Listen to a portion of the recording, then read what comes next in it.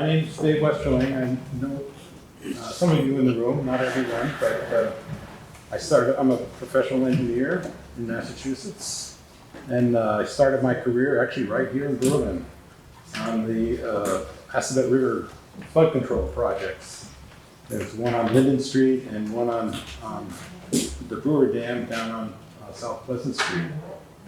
And basically, they're designed to prevent flooding in Maynard and Hudson, West Concord, all the way down to the confluence with the Sudbury River. So that was my first job, and that was with the USDA Soil Conservation Service, which is now the Natural Resource Conservation Service.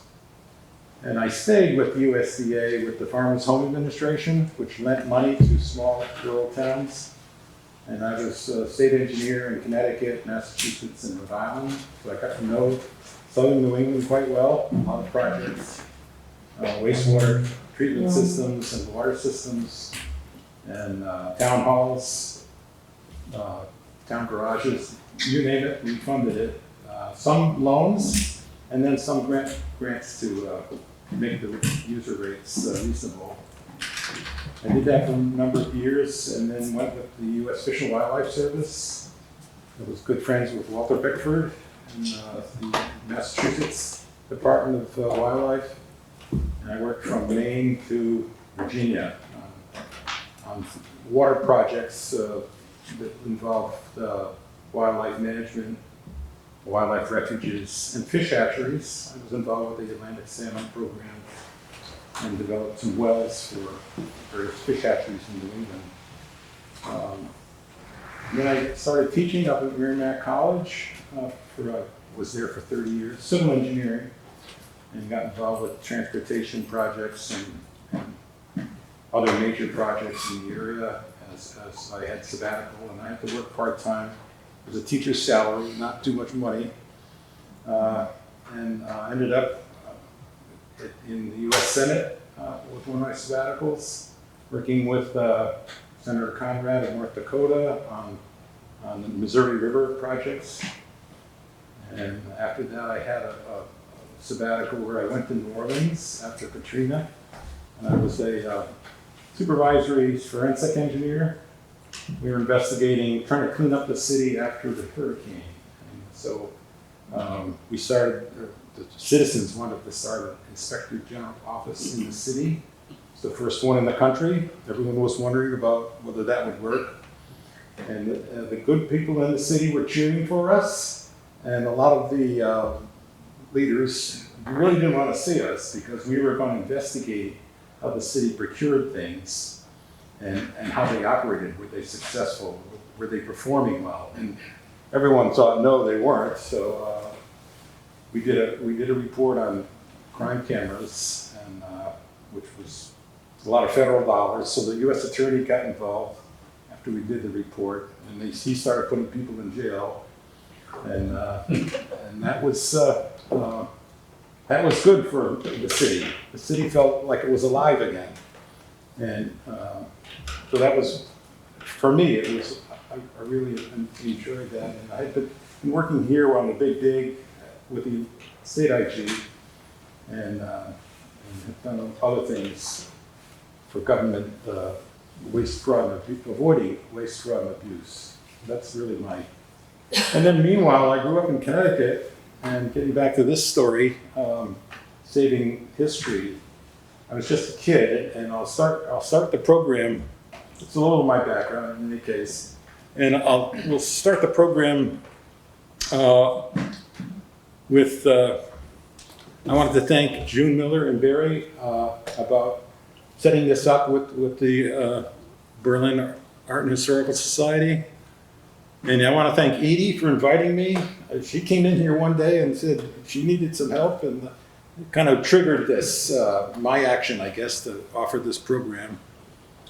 Evie and the 19 Carter staff, what can you say about that? It's really so nice and pleasant to have the facilities, do a community presentation like this for me, and I think we're blessed to have 19 Carter here And also a thank you to the Fairfield Museum and History Center in Fairfield, Connecticut, where I've done a lot of this research. They've been very helpful as far as providing me resources and records. In Connecticut, the town land records are kept in the towns rather than having in the counties like we have here in Massachusetts. So the town clerk in Fairfield really helped me with a lot of the deeds that are involved in my research. And they've started a museum. The Historical Society is 103 years old, but they started this museum in 2007, which is a really magnet for research, and can't say enough about the way they organize their history projects. And also, I've got another acknowledgement to Henry Petrosky. He was a civil engineer who wrote about failures. In that, he had to do a lot of research. And he assisted me. He gave a talk up at Merrimack College at the Writing Center. I sat in on the talk.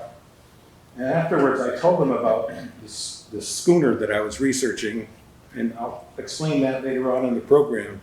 But there's a schooner called Utility, and it was built in Bath, Maine in 1794. And he had a summer home up there, and he and his wife offered to help me research that. And there'll be a little bit of that information in this talk, at the end of the talk.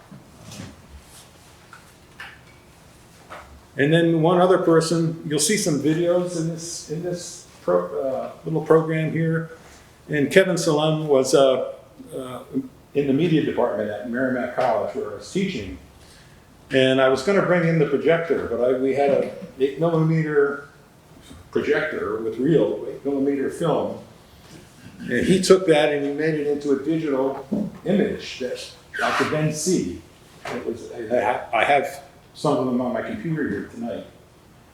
So he's passed away, but I just wanted to recognize him as he helped me along the way, and I can't say enough about him. And the students loved him to death. He was a really great teacher.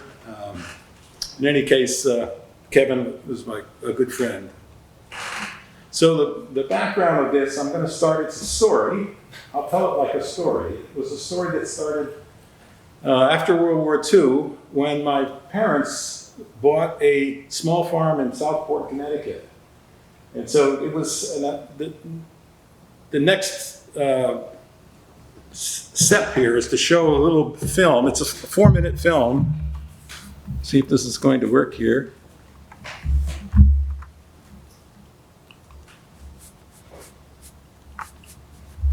Here it is. So this is a film where we're moving in. You'll see some pictures of my parents. Well, first I come out of the door. So there'll be a picture of me coming out of the door. There I am. You can see my head there. Oh, that's me. I was just a lad. There's my older brother. And next is my older sister, Penny. And my dad is coming out. I don't know who set this up. I didn't set this up, but there he is. And my mom is also coming out here. They had just bought this house. We had been living with my grandparents, who you'll see here. We were living in their house, and so this is our own place, if you will. So this is the date of this is 1947. And there's a picture of my mom. This is a classic family picture. And she's coming out of the outhouse. There was no water. So we were buying this place with no water. We had wells. We had wells. And here's some visitors that came. We decided to leave this in there. Just some of my father's friends. And there's the picture of the house.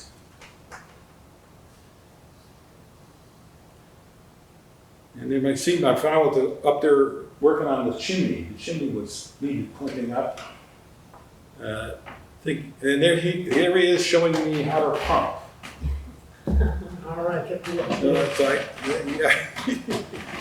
So with the outhouse and the well, we were all set. What else do you need? Right? He's mixing some mortar for the chimney. And the idea is to give you a sense that this was our home. This was where we lived.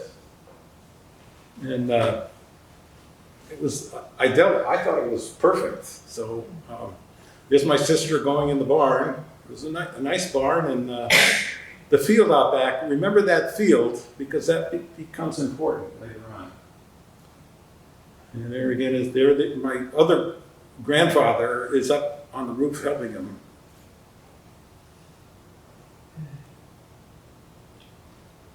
Nice orchard, standard apple trees. There they are working on the roof, on the chimney. And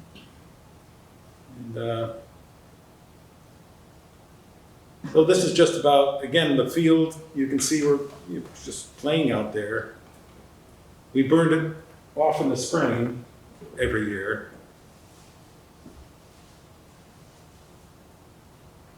And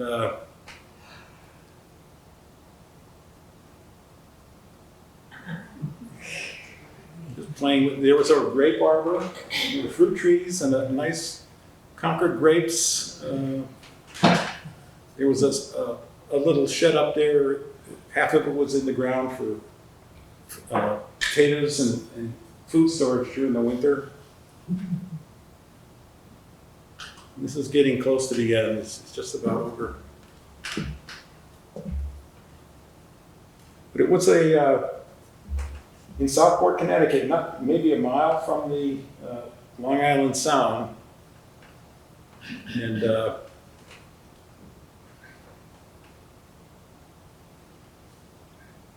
this is the end now, but we're dressed up, going somewhere.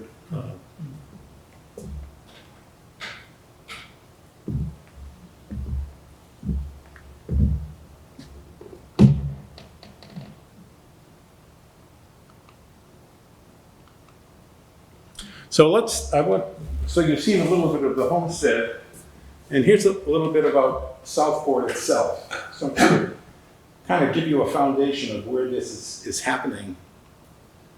And it's to some extent it's about roads. So this is a survey. This is the oldest map I could find of roads in the United States. In 1789, they then call ourselves the United States. And so this is a survey of roads in the United States. And how many roads were there in the United States in 1789? 3. 3, yeah. And one of them was the King's Highway, which they used for mail deliveries up and down the East Coast. So there's one plate of that booklet or that survey has so this is Fairfield up here.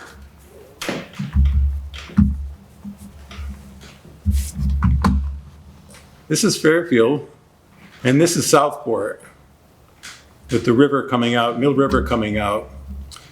And that was about the only road that was drawn on a map at the time, was the King's Highway. And this is the King's Highway coming down along the coast. And here is a map of New England showing the King's Highway along the coast from Boston. Here's Boston up here. You can see Cape Cod. And here's the King's Highway coming down along the road, around the coast and down Connecticut shoreline to New York, and then across New Jersey to Philadelphia. And you'll notice the name of the ocean. This ocean south of Cape Cod is called the Western Ocean, not the Atlantic Ocean. So that's how early this map was. There was no Atlantic Ocean at the time. It was called the Western Ocean. And you can see New Scotland up there, which the French called Nova Scotia. There's a lot of interesting things on this map, but the important thing is that the Connecticut coastline is sort of a highway of information. And again, this description here on the map has been transcribed, and it's the postal routes and when they leave in the morning and whether they're going east or west. So it's the British the king was in charge of the post office, and back in 1729, it became more than the king. At that point, the colonists wanted to exchange information between the towns that are being developed. So it became an enemy of the king. The fact that we could communicate with other towns, and the towns in Connecticut are particularly interested to me. The Wethersfield, Windsor, and Hartford formed a commonwealth.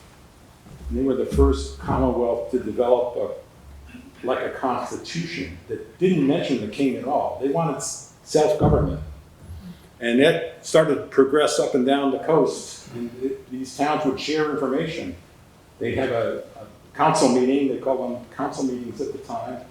And it was the beginning of what we now know as town meetings. And so the idea of self-governing really came up from the towns, or these settlements that were occurring. So that's an interesting sidelight here. So the towns then, another thing that I thought you might be interested in as a primarily Massachusetts residents is this idea of the post road. So the original idea was to have a British postal system.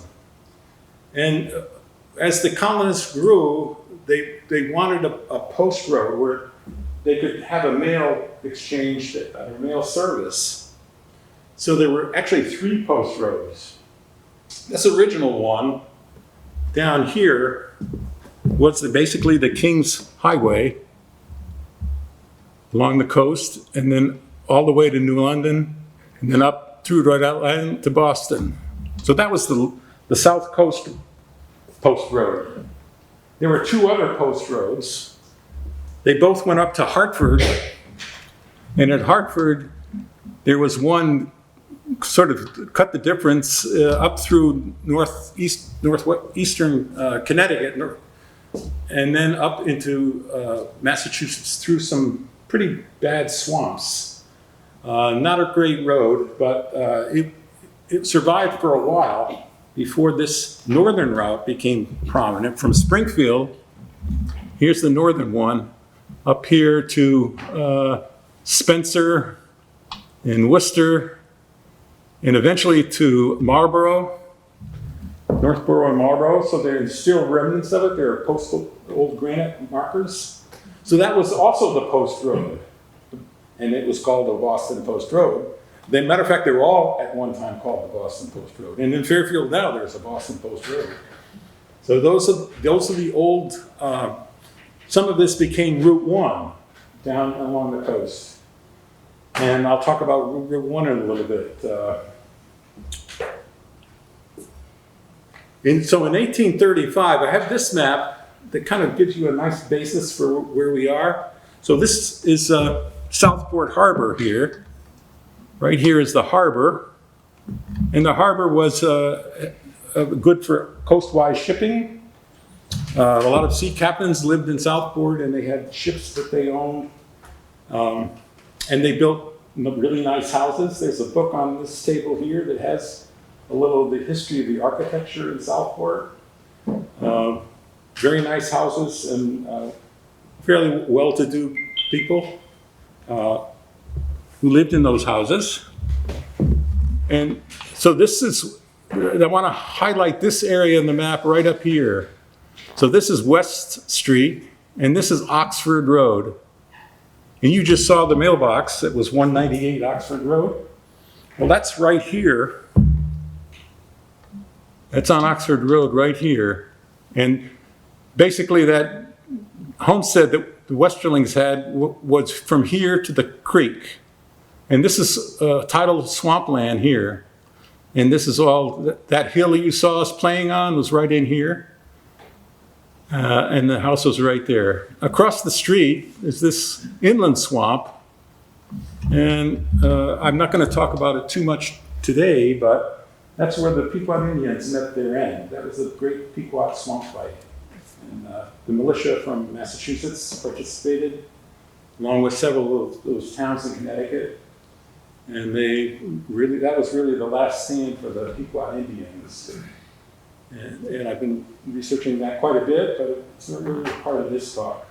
But it's part of the situation at that place anyway.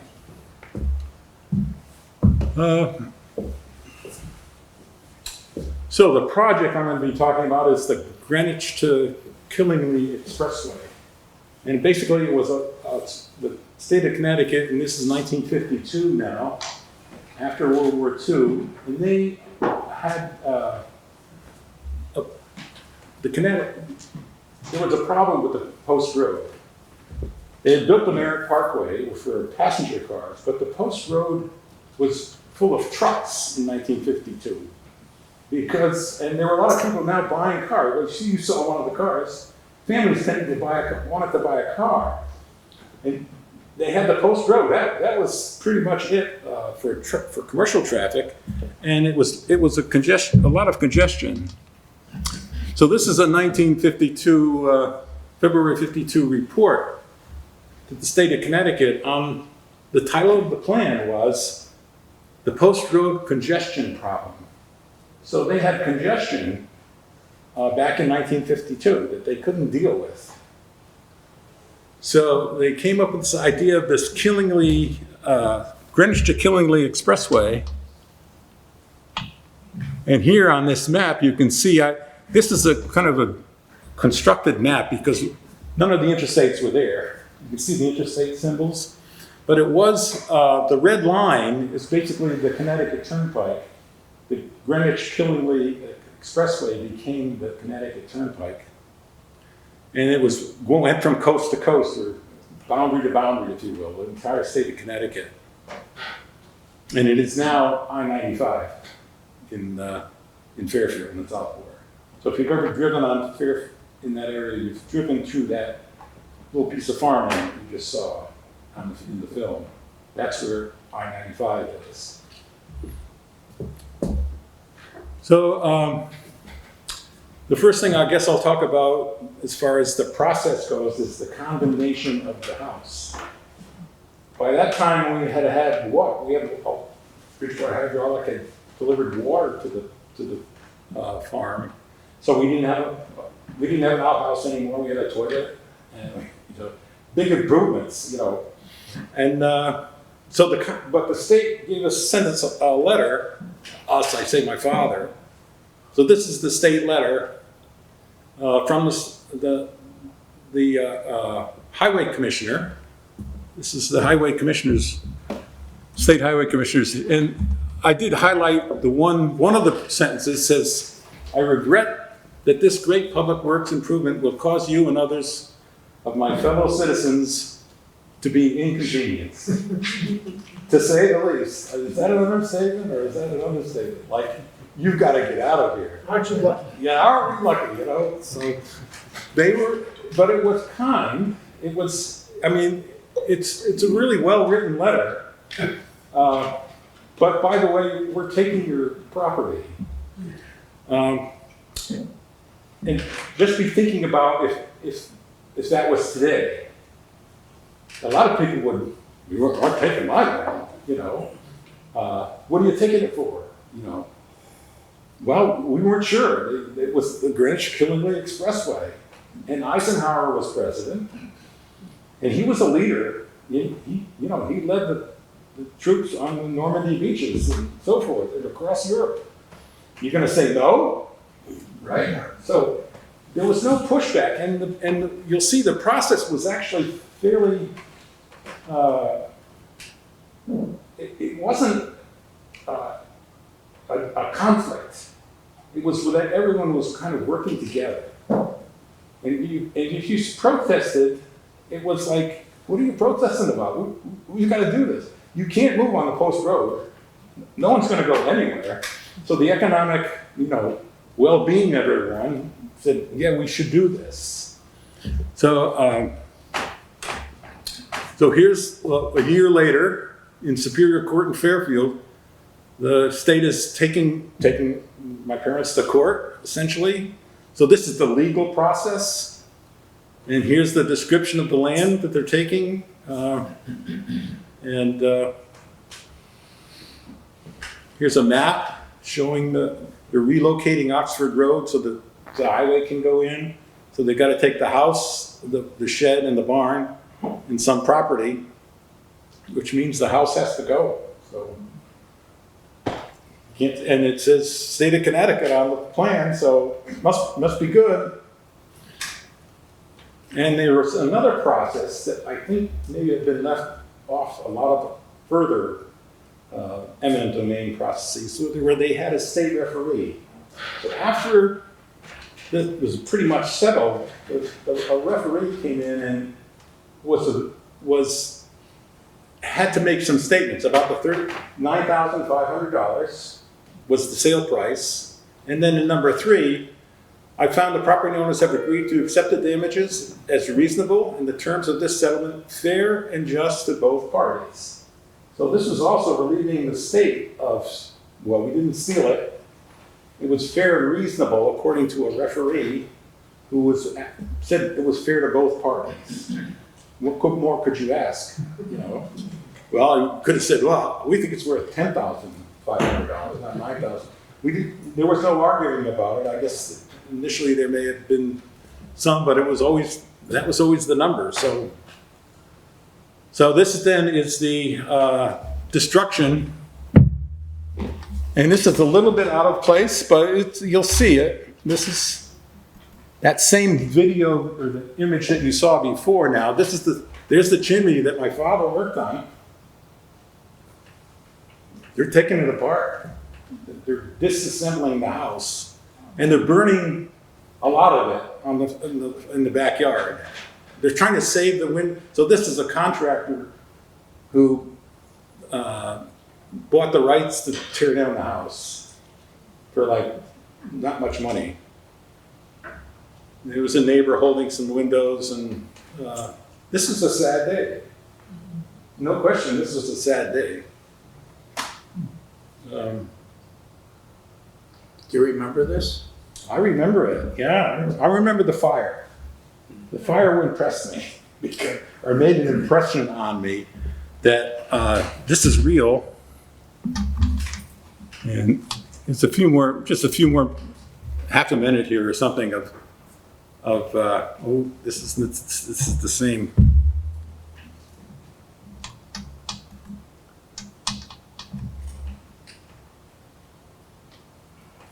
We run this again.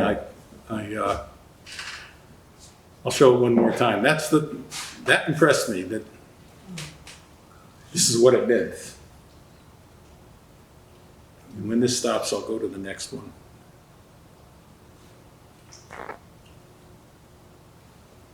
Of course, they inspected for lead paint before they started burning it, right? What's that? They inspected for lead paint before they started burning it all. They burned everything. They just, the roof, anything they couldn't salvage, they put in that pile.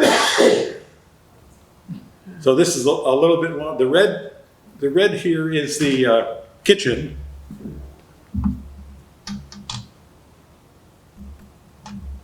The living room is essentially gone. That's the kitchen.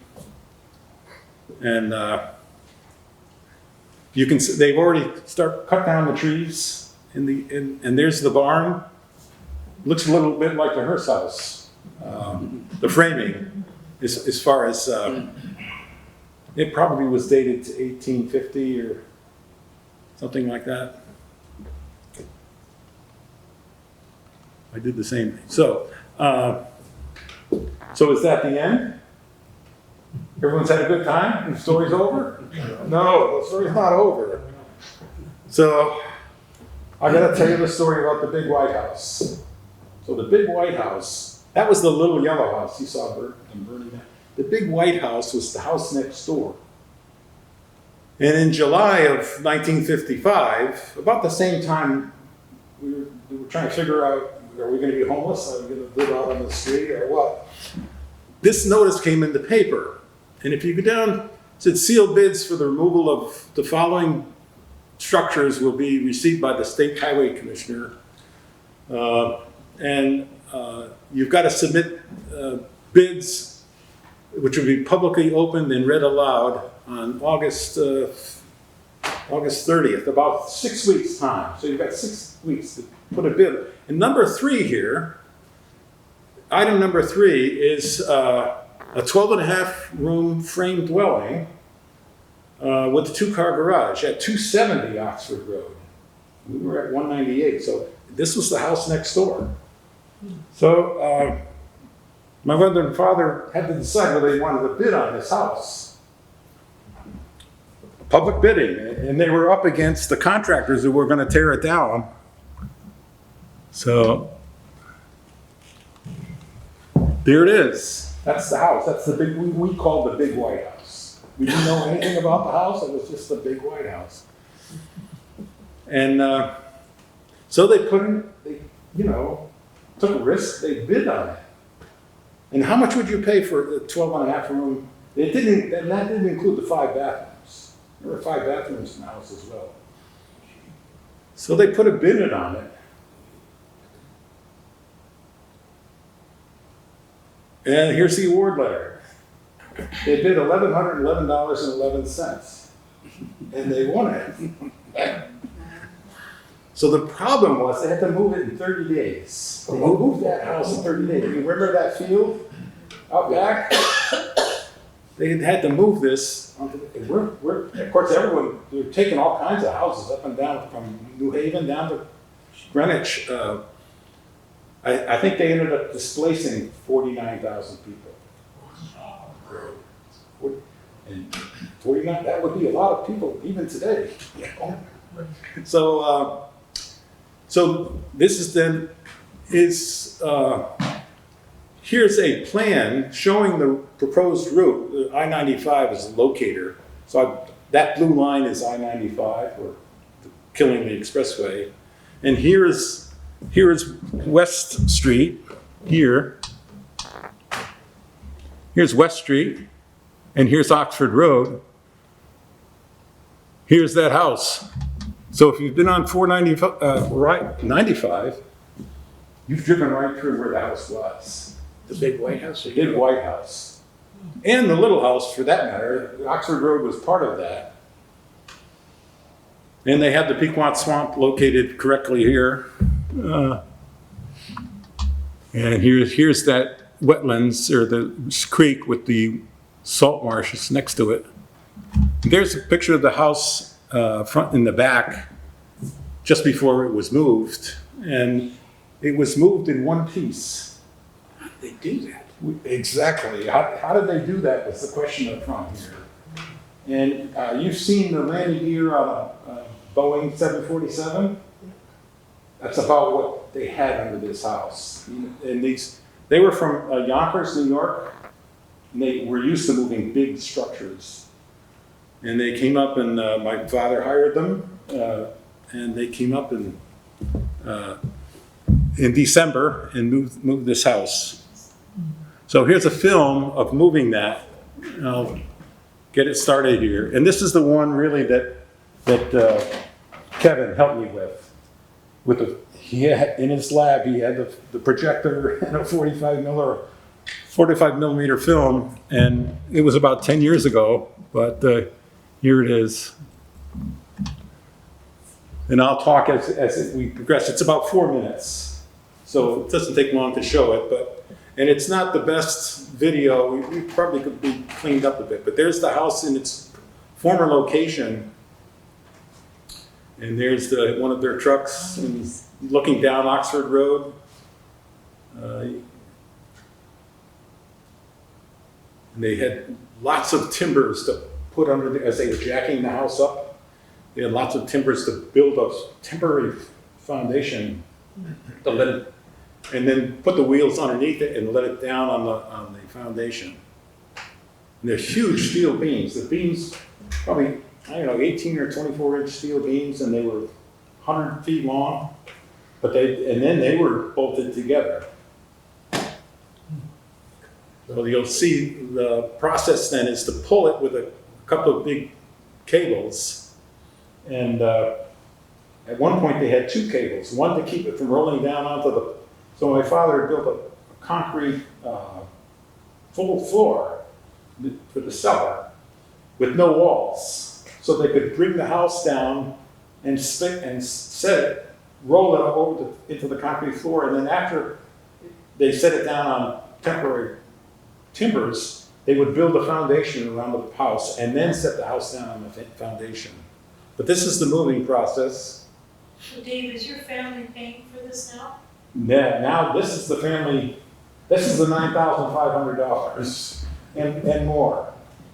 So that was the risk that they took. There's a house on the move. And I've written a narrative about this, a little bit about, it's been 150 years since it moved anywhere, and now it's and you can see underneath the wheels. And there's two cables, one pulling it and another one releasing it so it doesn't roll down the slope here. There's a guy walking around underneath there. And there's people running underneath it. They were cutting the limbs off the trees because the porch wasn't going to fit. So you'll see them up here in a minute.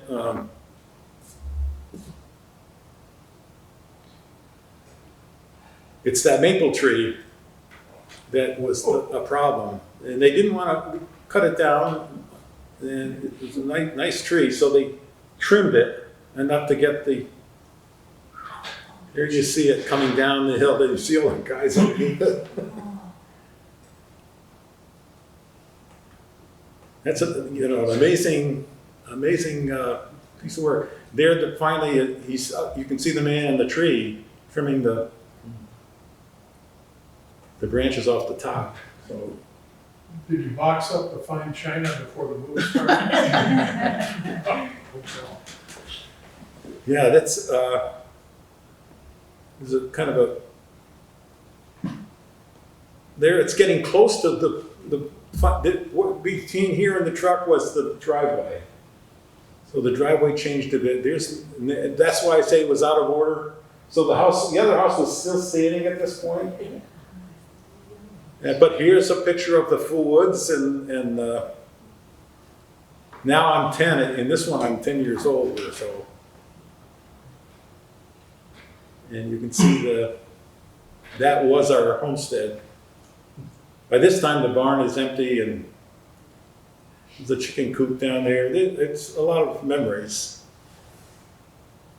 And there's our dog, Whitey, wondering what's going on. So, anyway, that's the.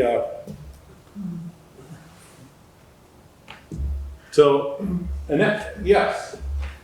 So if the White House is being moved to the pasture or behind the barn, is that correct? Is that how I understood your description? Then the state didn't buy all of the land that your father owned. They paid $9,500 for the house and just an easement for the house. And the triangular piece of land that had to go to the state that the old farmhouse was on. So that went to the state for $9,500. But they still held on to a parcel. They held on to the part, that field in the back they held on to. They could have moved that farmhouse, but it really wasn't worth moving. So they decided to do this, and it just worked out. This is before the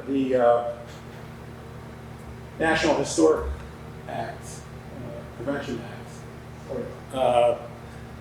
There was a volunteer society in Fairfield, Historical Society, but they were not equipped to deal with something.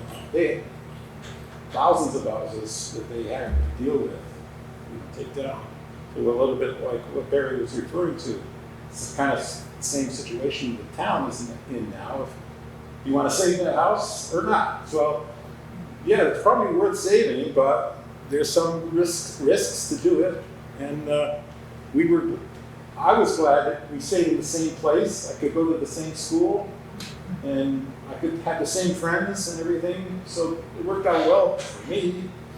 And my parents actually moved on from a little 4-room house to a significant one, and we were a growing family. We ended up with 5 kids, and we each had our own room, and it was great. But the epilogue for this then is the National Historic Preservation Act. in 1966. This was going on across the country. At this point, Eisenhower was building the interstates. This was probably happening here. And the idea was, why is all this stuff going away? I mean, that house could have been destroyed. So, you know, they didn't want to take the risk. It was gone. So the National Historic Preservation Act of 1966, I think, and maybe you will too, really important piece of legislation as far as the history of our country goes in trying to save it. And basically what it was it gave us some guidelines, and it also this idea of archaeology, some history of buildings and how they impact life and you know, our progress. Basically they set professional standards and provide guidance on preservations of the nation's historic properties at all 48 states. And maybe even 50 by that time, but every state has a state historic preservation officer, and they are responsible for disseminating information about historic properties. And every town now has a historic commission. Gary mentioned, that's their job, is to preserve history. And there is a historic preservation fund and all of those things. And it's not just buildings, but sites, structures, objects, and districts. And the idea of it is the standards are in four: they're preservation, rehabilitation, restoration, and reconstruction. Well, they're all different. It's two PDF files. The first two, preservation, rehabilitation, are in one, and the restoration and reconstruction are in the second one. And they're on my computer. I could go even show you some, but and they're not, you must do this, it says, if you have this to do, these are the good things to do, and these things are not so good to do. So they're not like, you must do this or you must do that. They're guidelines, and I like them. I think that it moves it from, well, I think we should be doing this, to, well, this is recommended and this is not, kind of a thing. So I like that, being a licensed engineer, and some rules to follow or guidelines is better than a blank screen. And here's the cover of the document, and it splits them here. The other thing it did was this Historic American Building Surveyor has. They started looking at, all of these local commissions started looking at the buildings in their town and organize them so that people could learn about the buildings that are in their town. So they started to do this HABs, and they said, "Oh, Captain Walter Thorpe House. What's that?" You know, and they did some studies. For us, it was the big White House. There was no research done on these properties. But the National Historic Preservation Act had this survey that they now were surveying these buildings. They had some architects and historic property owners who were on these commissions. And what is it about the Captain Walter Thorpe House that makes it so unique? And Fairfield had records that indicate the house was built on the Thorpe land, and this is where they helped me. He and his wife Elizabeth acquired it in the 1920s and 30s. The house is architecturally significant because it's an excellent example of the transition between federal and the Greek Revival styles. So there were things unique to this house. There weren't too many of them in Fairfield or around the country that had both.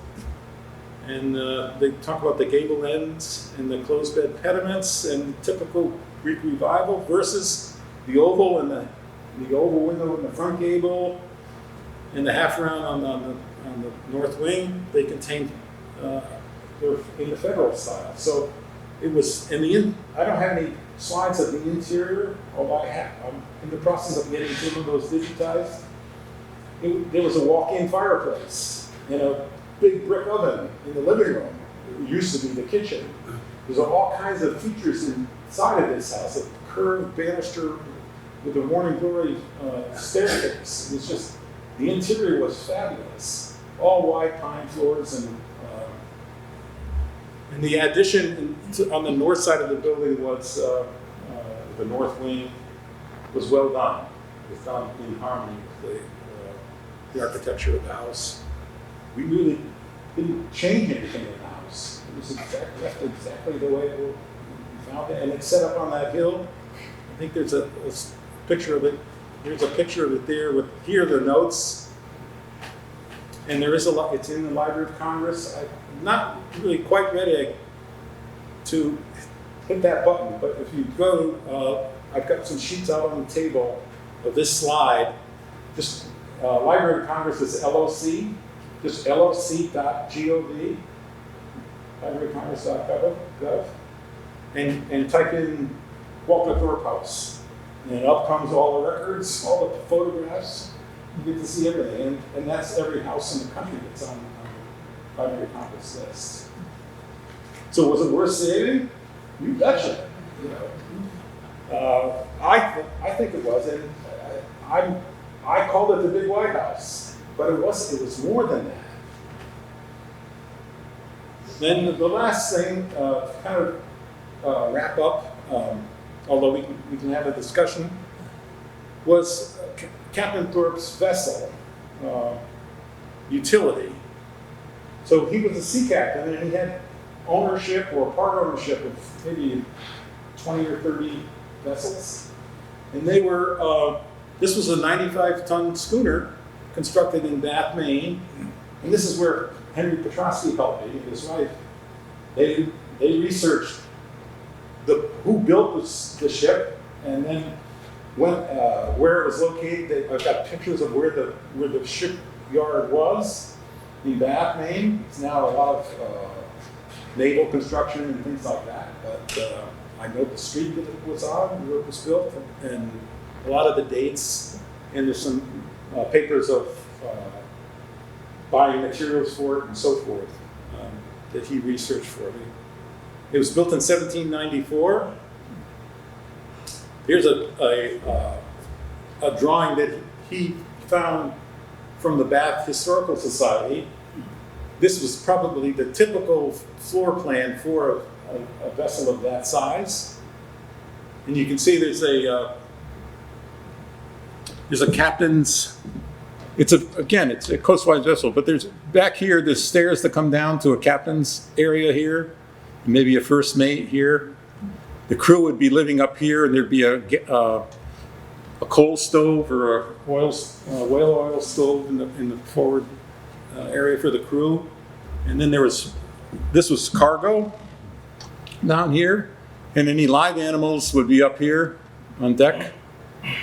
Depending on the chickens, though, might be down here. I don't know. And here's the deck plan, and that's what the schooner looked like, and had two-masted gaff-rigged sails. However, the utility, their last voyage was bound for Antigua, down in the Caribbean, and they were captured by French pirates in the privateer La Touffe, in the Captain Jean Dixon off Guadeloupe in the Caribbean on November 28th. So they left. I think, in October, and I have the records. Why do I have the records? This was their last voyage. Well, it turns out that it was a neutral ship. These pirates didn't know about America. They were 1798. We were a new nation, and they didn't have any papers for anything. They considered, as sea captains from Connecticut, they were neutral. But the pirates didn't agree, so they confiscated the ship. And there was a court for the prize money, and it was decided that the French would take it as a prize. However, we were neutral. And so later on, end of story? No, that's not the end of the story. I continued to search, and with the help of Henry a little bit, he mentioned some things.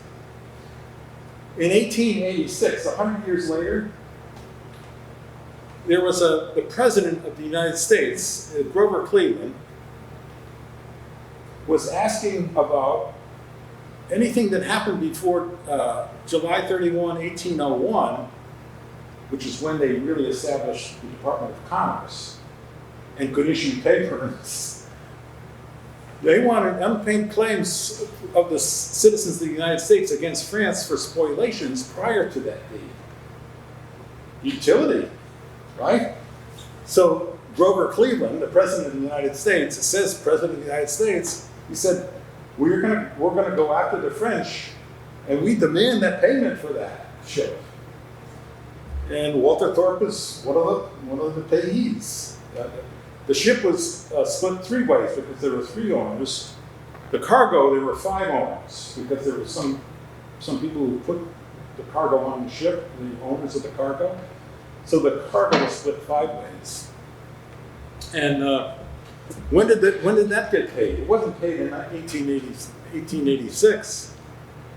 How about 1914? Finally, the France wanted something from the United States. What's one of the first things on the list? The utility, schooner. Okay? This is to get us involved in World War I. Okay? French has to pay for that schooner. All right, so that's a little bit of important information. All of those claims had to be paid by France. In any case, it's a little sidelight. It's not really, about what the topic was about. But there are all kinds of things that come out of history that form it. And so this becomes, I'm planning to give this talk to the Fairfield Historical Society. And I might tweak it a little bit. There's some things about the Pequot Swamp fight that was across the street in 1637. I'm researching that. It was on July 9th, and it was in that swamp where I used to skate. I used to skate across the swamp to go over to the pond on the other side on Center Street. But that little thing that I highlighted early on one of the maps, that's where the Pequot Indians got massacred, right there. So I'm kind of a land person. I kind of associate with the place, a little like a cat. Cats like the place, right? They can deal with the owners, but they like the place. The dogs kind of roam around, but cats. And I kind of like that relation, maybe because I'm a land surveyor. But that land is precious to somebody. And eminent domain should be handled. I like the way the state did it back then. It was well organized, and it wasn't, they were fair. We paid a good price for that.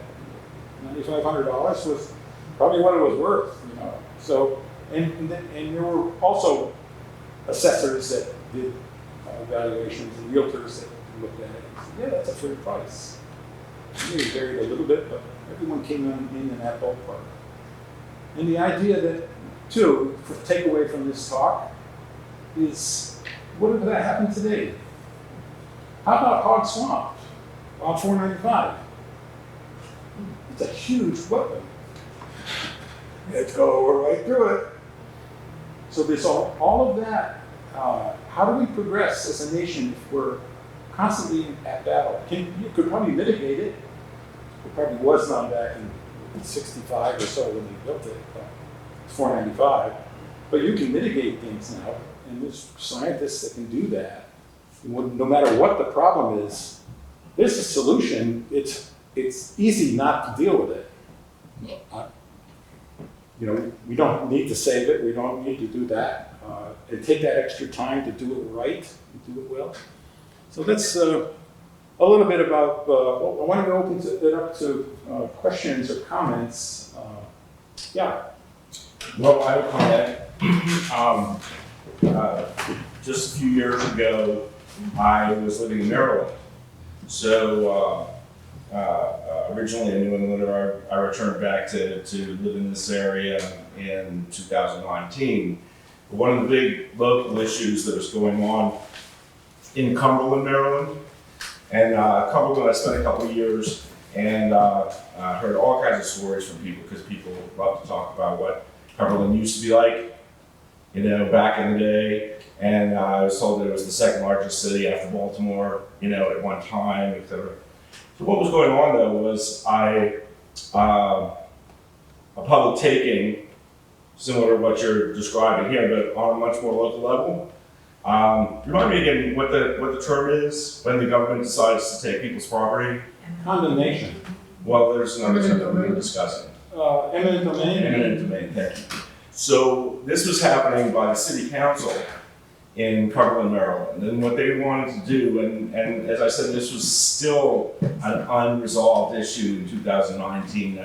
I am no longer living there, so I don't know how it all turned out. But there was a part of the city near the highway that a lot of the homes were old and just distressed properties. It was not pretty to look at, and the city really wanted to build a shopping plaza there. Yeah. And they thought it would become a destination for traffic on the highway to get off the highway and go shopping in Cumberland and stuff like that. So the city council just decided this is what they wanted to do, and felt that they were entitled to offer the landowners and homeowners what they considered to be fair market value. Of course, not all the homeowners were willing to comply. Yeah. So it turned into a big local issue, lawsuits, etc., signs, protests, you name it. It was all going on there. Mostly people organizing to support the little guy, the homeowners that were having their property taken by the city and stuff like that. Nobody really organizes and has protests to support the city council. That just doesn't happen. But I'm bringing up the story because these things do happen today. Yeah. So it's not always the federal government or the state government that's trying to build a highway, but it can be any number of things. It's really got to be for public good, and it's got to usually be for some sort of infrastructure that improves public life. And it doesn't work for commercial properties. It doesn't work at all. And that right of eminent domain is usually only given by the states to certain entities, utilities, or somebody that has to dig up a road or something like that. But try to do it with a commercial development, there's other interests at play. There's other people that are trying to gain wealth and bypass the market, and it's not that should be outlawed. So there's no question, whose side I would be on. You can't do that for commercial property. You just can't. Yeah. Connecticut, they didn't know. Yeah, Norwalk, not with the turnpike though, with something Or else. something else. Yeah. They decided to fix up the waterfront to make it nice. Yeah, that's, But on the opposite side of eminent domain, look at a map of the highways on Long Island, and there's a highway called Northern State. Okay? And it comes out, and once it goes, these big loops, yeah, right? But there's a Long Island Expressway that comes right out, it's 5 miles away, and it goes straight through. And they'll put in Northern State that gets to Old Westerling and Muttonville, right? They make the people in the expensive towns in Boston look like chumps.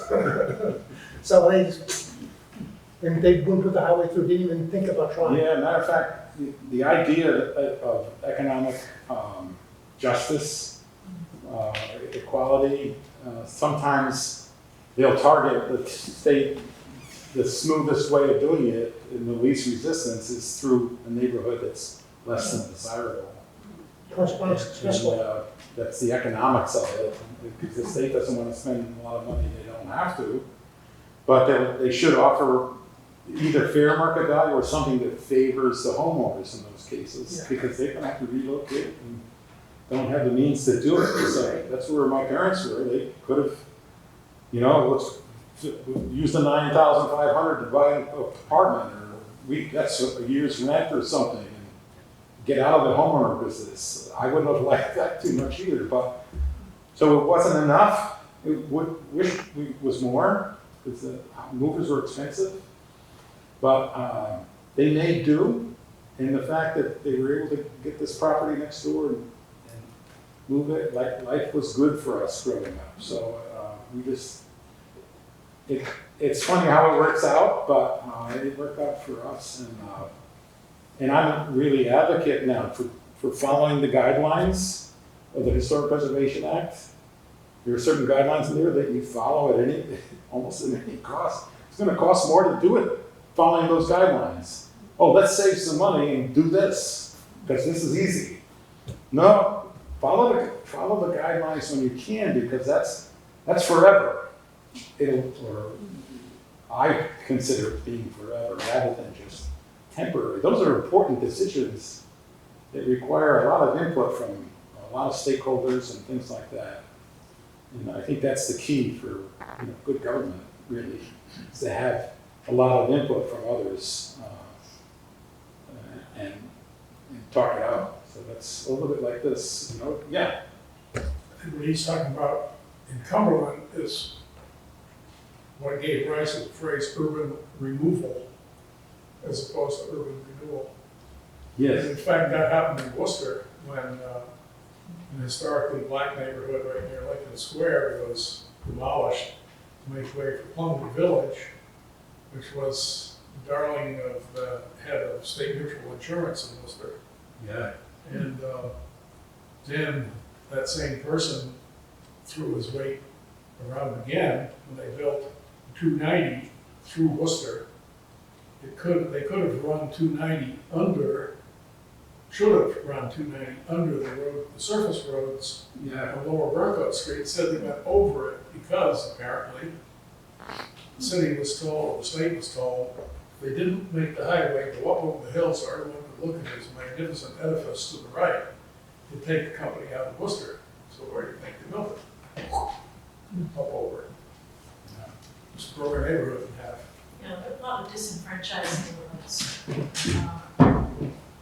involved in these.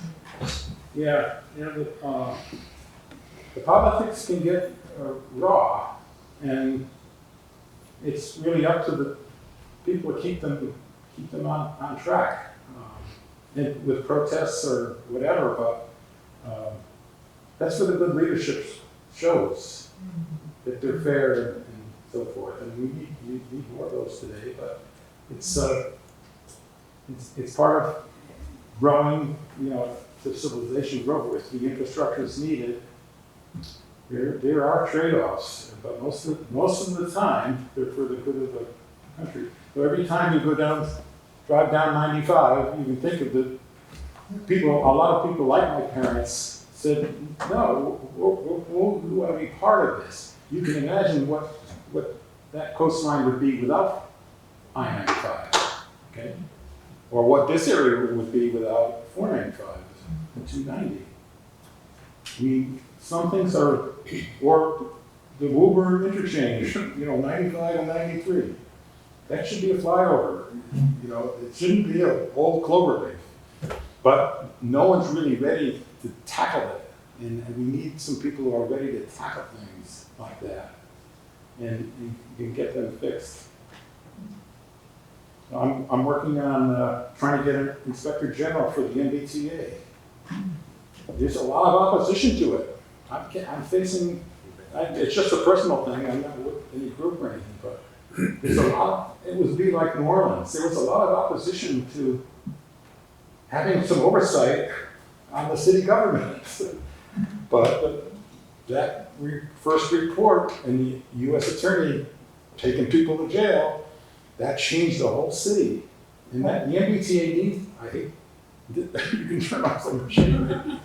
Leave the machine going because I don't want to, but it came up.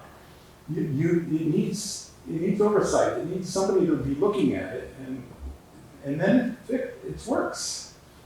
It's like the green one right now. The green one, Half I of it's read it this out of morning. gauge. How do you put a railroad that's out of gauge And when you know it, why don't you fix it? We're digressing a little bit here, but that's the same thing that everyone felt, I think, if I put myself back in that era, that General Eisenhower was a good leader, that people trusted him, and that trust in government starts at the local level and then goes up. So we've got to get back to that somehow, I think, and where people are trusted and you can talk to one another. So that's a little bit about community. Here we are, in Berlin, we should be working towards the same end. It should be, trust is hard to, and once you get it, it's easy to lose it. So that's an important, I don't really want to get into all of that, but it's really, I'm so glad you're here and you can hear this story.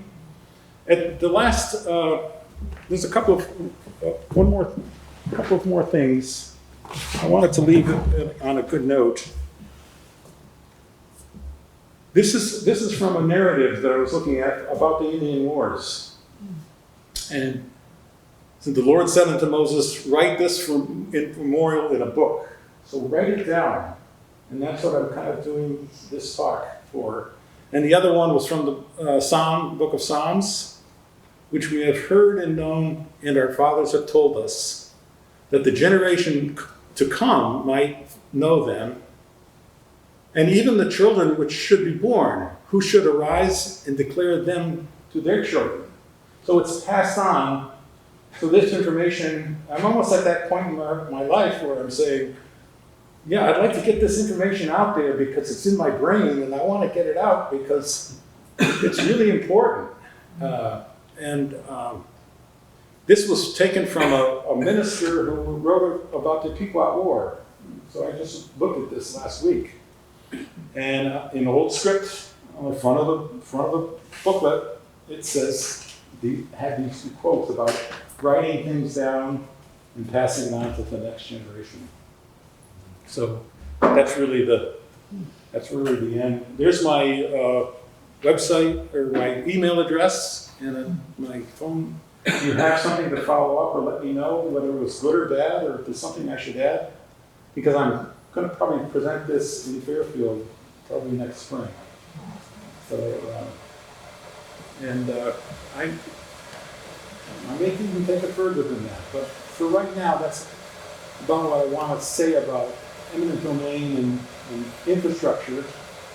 And we really need pipelines and transmission lines, and if we're going to move forward with solar energy, we need some transmission lines, electric power lines. It's going to displace some people, but that's the trade-off. If people say, no, it's not going to be in my backyard, then well, we won't do it. We'll keep burning coal or whatever we're going to be doing. So moving forward is on all of us. In any case, thank you very much for coming. And let me know.